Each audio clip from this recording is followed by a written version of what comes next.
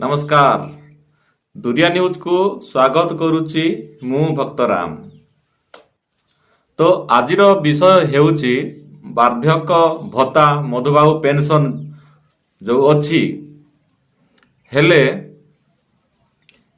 80 वर्ष जहाकू पूरीची ताकू ही 3500 टंका मिलुची आउ जहाकू 60 वर्ष हेइची ताकू 1000 टंका मिलुची हेले प्रकृत रे आधार कार्ड बा भोट फोटो रे बयस भूलवशत भी रही जाइछि। हेले किछि लोकंकु 80 रु 90 वर्ष पर्यंत तांकर बयस हेइथिले मध्य आउ 3500 टंका मिलु नाही।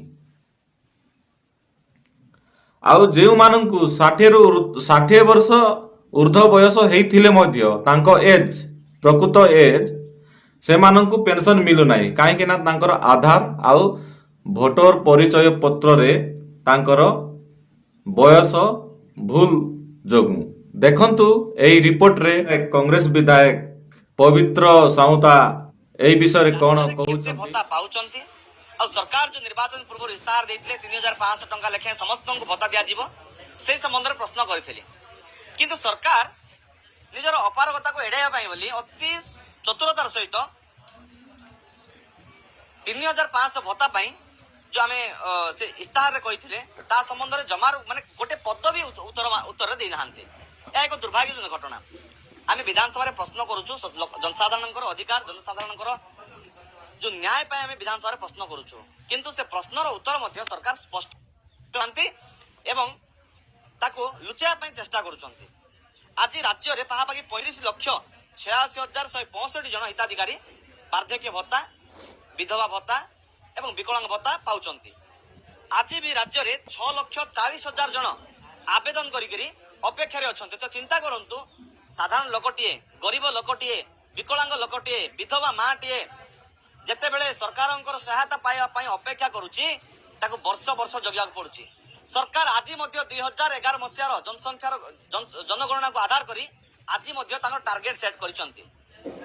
आज जेउ जगह रे 1000 लोक भत्ता पाइबा पई योग्य हिताधिकारी अछंती से जगह रे सरकारंकर टार्गेट आज भी से 2011 मसियार हिसाब रे अछि जा फल 1000 लोक पाया बदल रे सेठी 700 लोक पाउचंती। आ आज्ञा 300 लोक जिबे कुआडे से 300 लोकंकर कोन दुख नाही से 300 लोक कोन न्याय पाइबा यथार्थ नुह ए सरकार करूचंती कोन।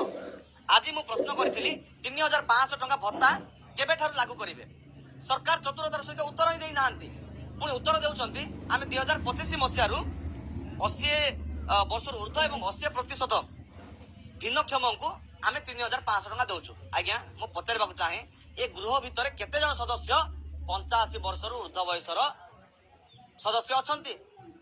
आज राज्य रे 85 वर्ष ऊर्ध्व केते जन लोक बंचिसंती। एठी तो आज्ञा 60 वर्ष बंचिबा कष्ट हलानी वर्तमान जुग रे आ 80 वर्ष किए बंचिबो जे 3500 टंका अपेक्षा करथिबो। आ जेउ मुली भाबरे दरदाम वृद्धि हलानी जेउ मुली भाबरे साधारण लोक चलिबा कष्ट हलानी तेणु आमे सरकार को निवेदन करूछु जेउ प्रतिश्रुति देथिले निर्वाचन पूर्व से प्रतिश्रुति को पालन करंतु। 3500 टंका भत्ता वर्तमान दरदाम वर्धित दरदाम को आख्या रखी समस्त 3500 वार्धक्य भत्ता करंतु। सुनिले तो कांग्रेस विधायक पवित्र साउंता जो वक्तव्य देइछंती एथि मध्य देखंतु बहुत भल कथा कहउछंती। सरकार जहाँ भी इलेक्शन पूर्व घोषणा करिथिला से समस्त को 3500 टंका लेखाए पेंशन देवा पाई कहिथिले। जो ब्लॉक कर्मचारी एसीओ सहित आमे जोगाजोग करिथिलु हेले आमे कैमरा रे करि पारिलु नाही तांके कहिले टार्गेट आसिले ही 80 वर्ष लोक मानंकु 3500 टंका दिया हबो।